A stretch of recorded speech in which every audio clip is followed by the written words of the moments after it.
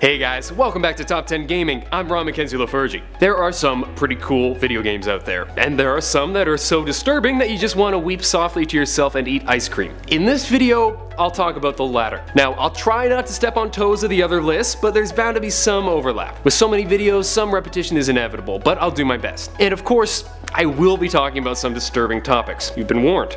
Now get ready, because it's time for the top 10 most disturbing video games of all time. Honorable mention goes to Manhunt 2. Super disturbing, but I've already talked about it a bunch. If you want to hear more, check out our other videos about controversial games. Now, on with the list.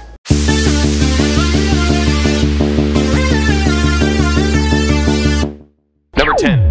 Eternal Darkness: Sanity's Requiem. This was a GameCube game based on the work of H.P. Lovecraft, and it's really freaky. The visuals are pretty crazy, but what disturbs the player the most is the insanity meter. While nowadays with games like Amnesia, managing your sanity isn't exactly unheard of, it was relatively new in 2002 when the game was released. And the effects of losing sanity are pretty disturbing. You start hearing screams, the camera angle gets weird, and the game even starts showing error messages. What's more disturbing than having your character die? Having your computer die. Now that's terrifying. Number 9. Dark Seed.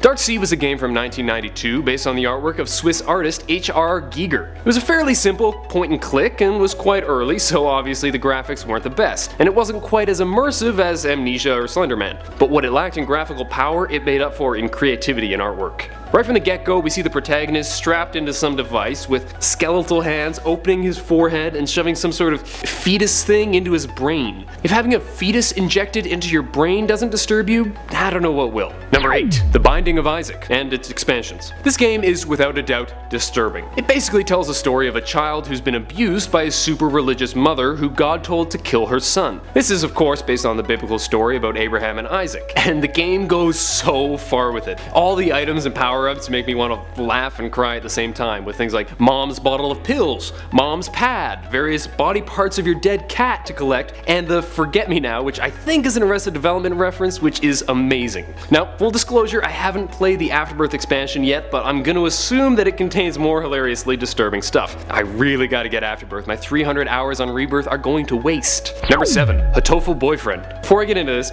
if you do like this game, that's fine. Everyone likes what they like, and you'll get no judgment from me. Now please excuse me while I proceed to judge the crap out of the game itself, because it's just weird.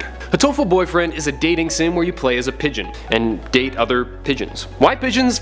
I couldn't tell you, but it's pretty messed up. From what I've seen of it from watching Day 9 play it, the story itself is pretty good, but the idea of pigeons and dating people and dating dinosaurs is pretty disturbing. Number 6. Spec Ops: The Line. With so many war games around nowadays, it can be so easy to think of war as a glorious time where you go out and kill some bad guys and make funny quips to your pals. But war can be pretty brutal, and this game did a phenomenal job of showing just how disturbing real war can be. One crazy example is the white phosphorus scene, where you use a mortar with white phosphorus ammunition to bomb a stronghold. But then you walk through and see all the injured and suffering soldiers slowly dying. It's showing a side of battle that we don't often see, and it's a pretty damn disturbing one. Number 5. Condemned 2: BLOODSHOT. Condemned 2 is a psychological horror game played in first person. You basically go around gruesomely beating people using your fists or fashioning weapons out of items you find. The game is totally brutal, with pretty gruesome quicktime events that sometimes use the environment to finish the job. It actually received quite positive reviews, but some reviewers were turned off by just how disturbing the game was. Love it or hate it, it's hard to deny that this is up there in terms of nastiness. Number 4. Super COLUMBINE Massacre RPG. This game is pretty much exactly what you think it is, and any game where you play as a real-life mass murderer is unquestionably pretty disturbing. But the thing is, it's kind of the good type of disturbing. While it may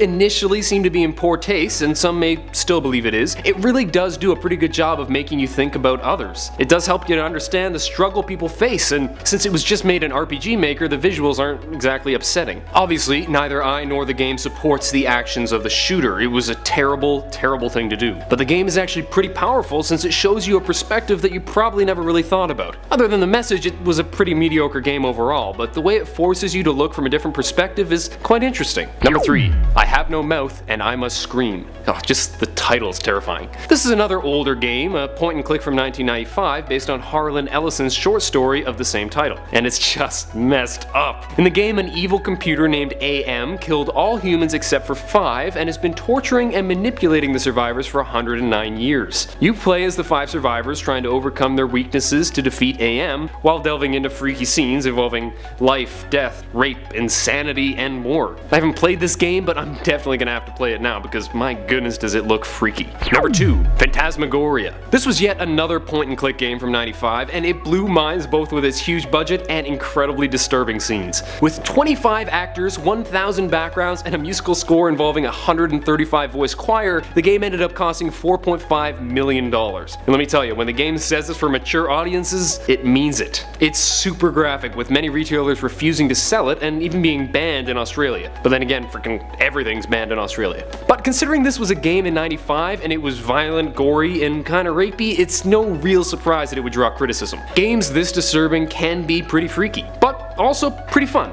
Number 1. Agony Floating Forest. So this one's a bit different because it isn't actually out yet, but based on the E3 footage, there's no way this won't be one of the most disturbing games ever. Just the first minute of the gameplay trailer tells you pretty much everything you need to know. A dying or undead body crawling on the ground, a succubus eating a dude, poor souls suffering in complete agony. I can't speak too much about this yet, but I can assure you that I'll be playing the crap out of it when this game is released. And I'll definitely force my girlfriend to play too, and she'll hate it.